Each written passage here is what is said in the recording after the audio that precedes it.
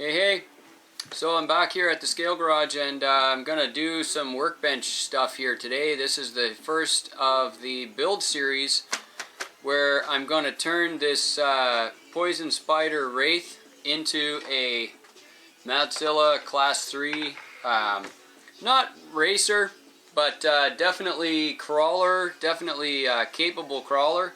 And we're gonna use the majority of the pieces that you see here and use a whole bunch of SSD parts. I'll give you a list of everything that I'm using as we go. Today, to get this build started, I'm going to go over what the equipment is on the Poison Spider Wraith and talk about the stuff that I like, the stuff I don't like, and what I think we might change when we get to the MattZilla chassis. And we're going to do a tear down on the Poison Spider to get this truck taken apart. So let's get started.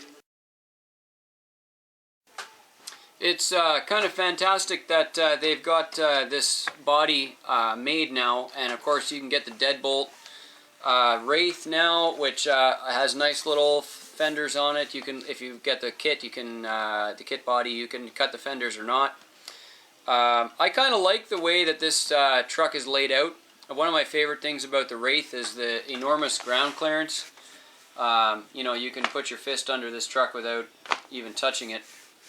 And they've got nice wide axles. Of course, on ours we've got the metal heads on here, front and back. So the truck is ready for action. They've got the panels bolted on, and one of the first things, of course, we have to do to get this truck tore down is actually get the body panels off of it. I'm going to do that right now and get the lid off. We used a whole bunch of fantastic graphics from freakyskins.com. Neil does absolutely incredible graphics there. He's got some of the best quality printing I've ever seen on RC trucks, and it's just really fantastic to be able to sport some well-made, well-cut Freaky Skins graphics. Check out freakyskins.com as soon as you get a chance. And I'm going to go ahead and tear this body off here.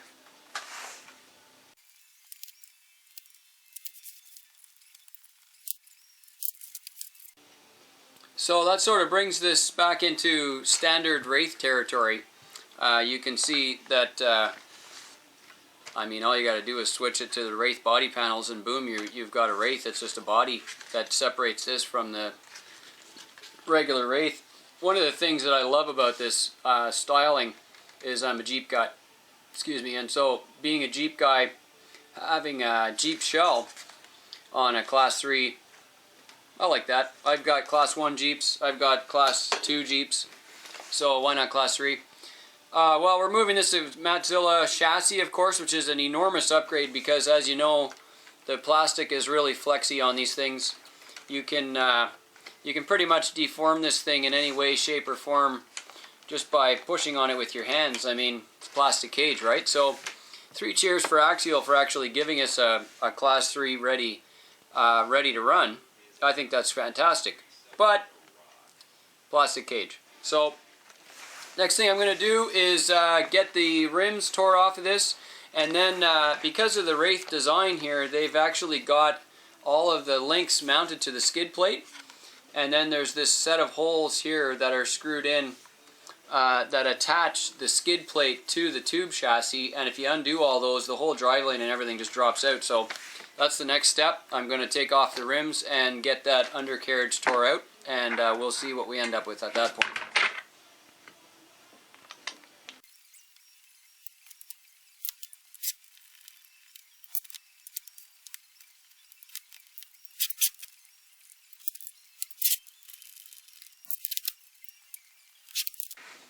So once you get this upside down, you can pretty much see clearly here where these screw holes are all the way down, and that separates the whole running gear. It's kind of neat.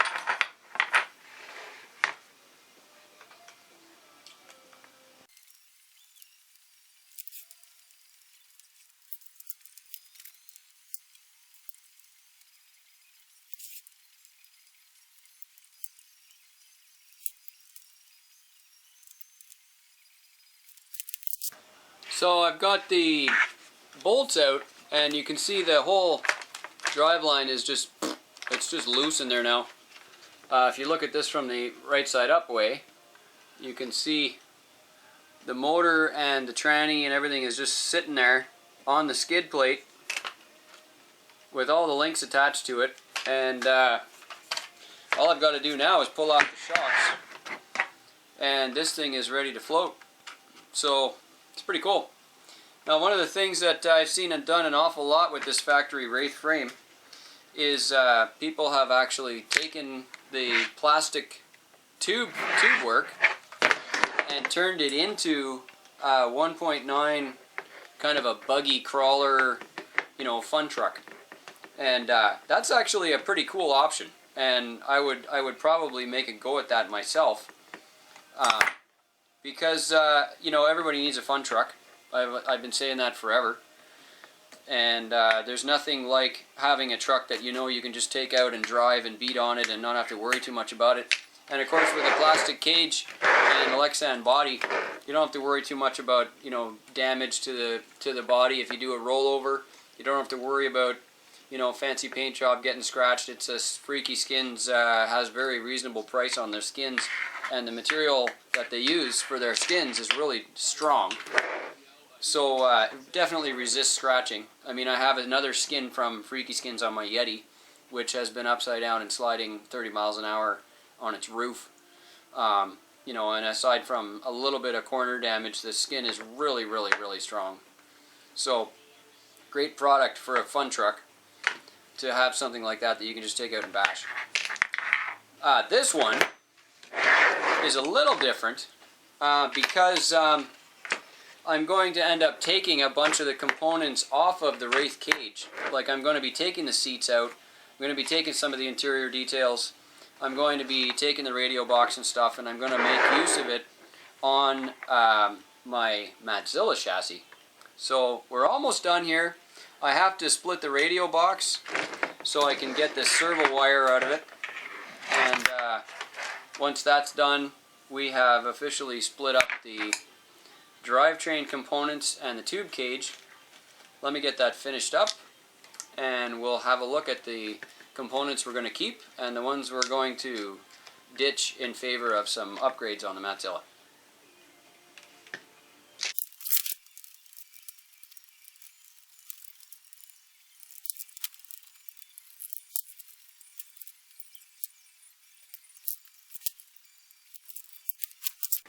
So I finally split this up. You can see the radio box is in two pieces. It has a pretty interesting way of mounting, where there's a cover over the top here for the antenna post, which actually seals on.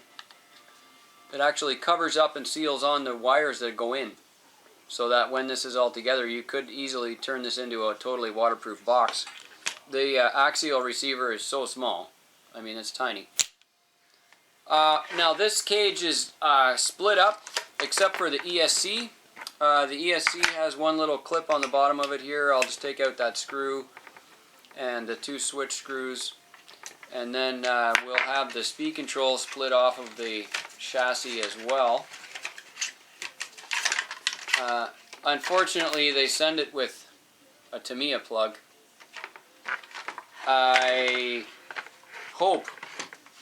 I really hope that none of you guys are still running Tamiya plugs on your scale trucks, because they actually have a whole bunch of terrible design flaws.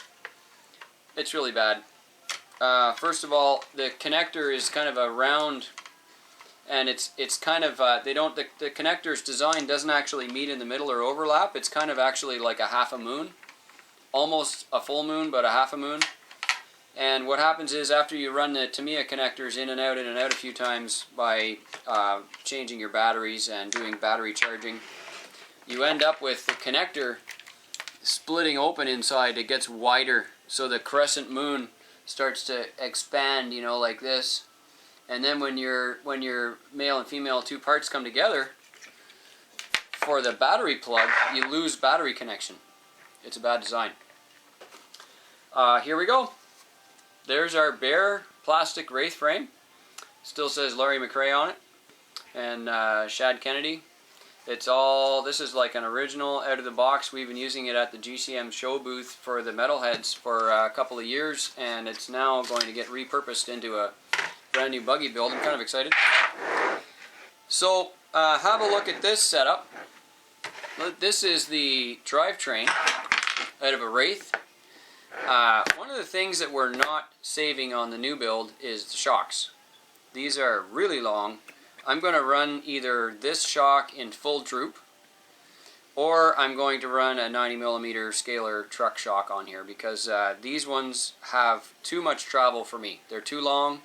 I'm looking for a Class 3 style fun truck that's going to be on this MattZilla. It'll be low to the ground. I don't want to have a lot of speed in the truck. We're going to gear it down in the center tranny so that we can run it on common battery packs for us, and something that's going to have some torque, something that's not going to have a lot of high speed. The tires are already pretty big. So a Wraith comes with a 5.5-inch tire. This is a 5.4.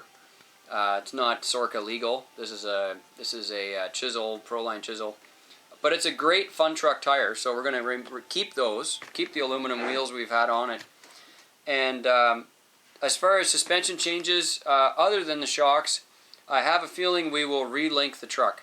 Now we're going to put SSD diamond axle housings on it, on our new build, but just because we're going to use a nice aluminum housing as we have already doesn't mean we want to keep the wheelbase this size. The MattZilla, as you can see, could work with a wheelbase this big, but I would much rather bring the wheel from way out at the back into sort of the fender area, if it had a fender area. So we're going to have to lose probably 3 inches out of the wheelbase to make this work. And the only way to do that is links.